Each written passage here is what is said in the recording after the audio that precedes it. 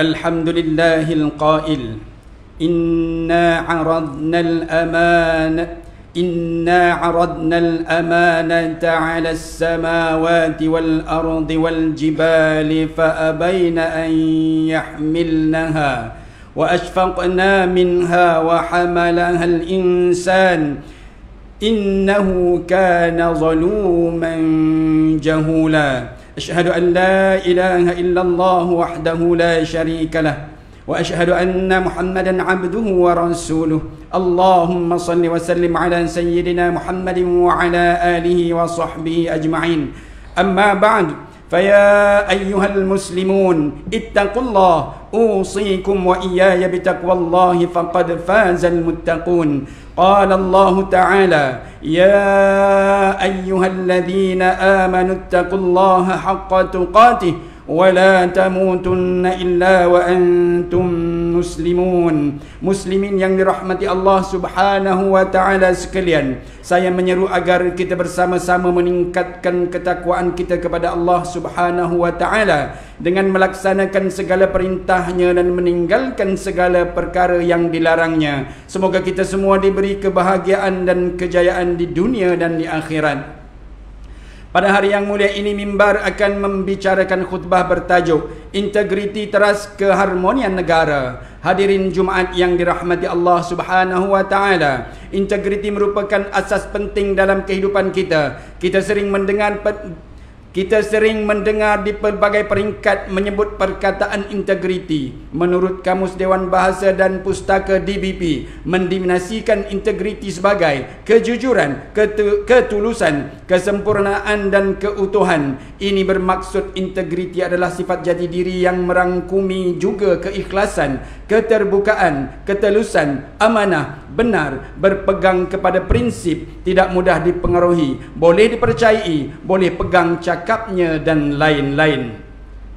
Integriti merupakan sebahagian daripada nilai-nilai penting dan berperanan besar dalam membina tingkah laku dan sahsiah manusia untuk membentuk kesempurnaan dalam diri. Nilai yang baik yakni sifat mahmudah menampilkan norma dan piawaian tingkah laku yang terbaik dalam kehidupan seseorang manusia itu. Nilai integriti bukan sahaja mengubah landscape dan ekosistem kehidupan dalam kalangan anggota masyarakat, bahkan akan membantu sesebuah negara dalam mencapai matlamat serta kejayaan yang telah dirangka agar Malaysia dikenali kerana integritinya, bukan kerana rasuah. Rasulullah sallallahu alaihi wasallam merupakan contoh tauladan kepada hamba Allah Subhanahu wa taala yang berintegriti tinggi sehingga dikenali dengan gelaran Al-Amin, yang berarti yang sangat dipercayai.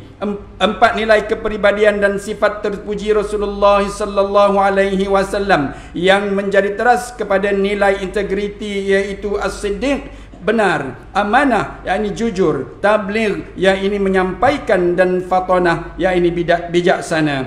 Firman Allah Subhanahu wa taala dalam surah Al-Ahzab ayat 21, Laqad kana lakum fi Rasulillahi uswatun hasanah liman kana yarjullaha wal yawmal akhir wa dzakarallaha katsira. Dan sesungguhnya adalah bagi kamu pada diri Rasulullah itu contoh ikutan yang baik, yaitu bagi orang yang sentiasa mengharapkan keredaan Allah dan balasan baik hari akhirat, serta ia pula menyebut dan mengingati Allah banyak-banyak, yakni dalam masa susah dan senang.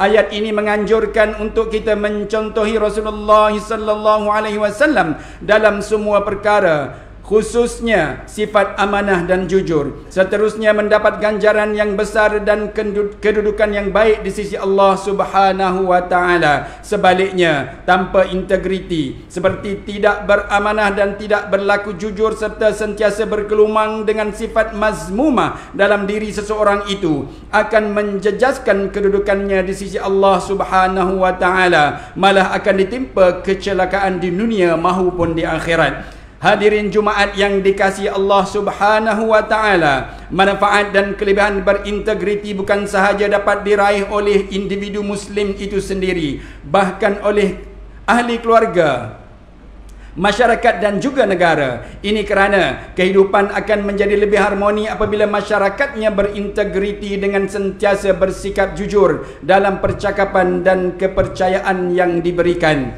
Peringatan ini sebagaimana dijelaskan dalam sebuah hadis yang diriwayatkan daripada Abdullah bin Mas'ud radhiyallahu anhuma bahawa Rasulullah sallallahu alaihi wasallam bersabda yang bermaksud, hendaklah kalian selalu berlaku jujur kerana kejujuran membawa kepada kebaikan dan kebaikan menghantarkan seseorang ke syurga. Dan apabila seseorang selalu berlaku jujur dan tetap memilih jujur, maka akan dicatat di sisi Allah sebagai orang yang jujur. Dan jauhilah oleh kalian berbuat dusta, kerana dusta membawa seseorang kepada kejahatan dan kejahatan menghantar seseorang ke neraka. Dan jika seseorang sentiasa berdusta dan memilih kedustaan, maka akan dicatat oleh Allah sebagai pendusta, yakni pembohong. Riwayat Imam Ahmad. Hadirin yang berbahagia, Malaysia adalah sebuah negara yang majmuk. Ini dapat dilihat dengan kepelbagaian kaum, budaya dan agama, menjadikan negara ini begitu unik. Walaupun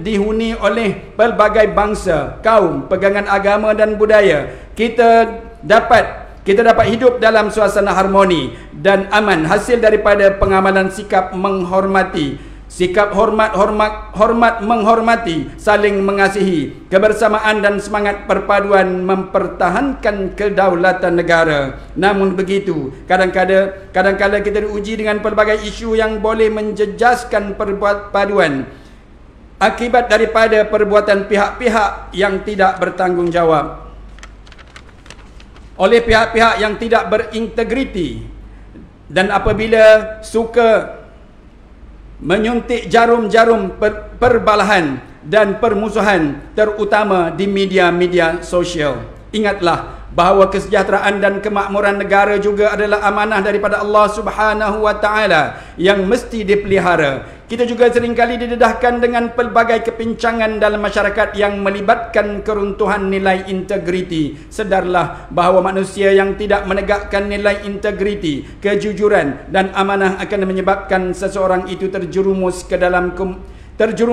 kemungkaran seperti perbuatan rasuah, khianat, penipuan dan pecah amanah yang pastinya boleh meruntuhkan organisasi, institusi masyarakat dan negara. Sewajarnya dengan penghayatan dan pengamatan ajaran Islam, maka sifat jujur dan amanah mestilah ditanamkan dan diterapkan dalam diri kita. Seterusnya, mendidik keluarga dan anak-anak untuk mengamalkan nilai-nilai integriti bermula daripada rumah. Sempena sambutan Bulan Integriti Nasional 2024 sepanjang bulan November dan ulang tahun Institusi Integriti Malaysia IIM ke-20, IIM telah dan akan melaksanakan pelbagai program kesedaran di samping meningkatkan serta memperkasakan lagi pembudayaan integriti di semua sektor, iaitu awam, swasta dan masyarakat, bagi meningkatkan nilai dan etika integriti. Hadirin Jumaat yang dirahmati Allah Subhanahu wa taala, mengakhiri khutbah pada hari ini, marilah kita mengambil beberapa pengajaran daripada khutbah ini untuk dijadikan panduan dalam hidup kita, iaitu: pertama, umat Islam mestilah mengamalkan ajaran Islam dengan sempurna, meningkatkan iman dan membentuk sifat ihsan di dalam diri untuk membina nilai integriti yang tinggi.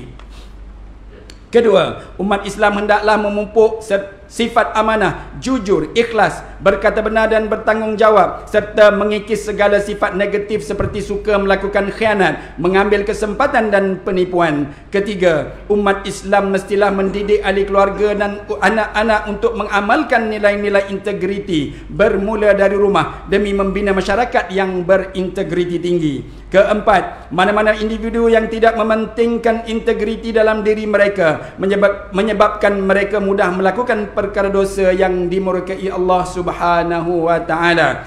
A'udzu billahi minasyaitonir rajim. Inna 'aradna al-amanata 'ala as-samawati wal ard wal jibali fa abayna an yahmilnaha wa ashfaqna minha wa hamalaha al-insan innahu kana zaluman jahula. Sesungguhnya kamu telah kemukakan Sesungguhnya kami telah kemukakan tanggungjawab amanah kami kepada langit dan bumi serta gunung ganang untuk memikulnya. Maka mereka enggan memikulnya dan bimbang tidak dapat menyempurnakan. Yang ini kerana tidak ada pada mereka persediaan untuk memikulnya. Dan pada ketika itu manusia dengan persediaan yang ada padanya sanggup memikulnya. Ingatlah, sesungguhnya tabiat kebanyakan manusia adalah suka melakukan kezaliman dan suka pula membuat perkara-perkara yang tidak patut dikerjakan. Surah Al-Ahzab ayat 72. Barakallahu li wa lakum fil Qur'anil azim wa nafa'ani wa iyyakum bima fihi minal ayati wadh-dhikril hakim wa taqabbala minni wa minkum tilawatah innahu huwas sami'ul alim. Aqulu qawli hadha wa astaghfirullahal azim li wa lakum wa lisairil muslimina wal muslimat fastaghfiruhu innahu huwal ghafurur rahim.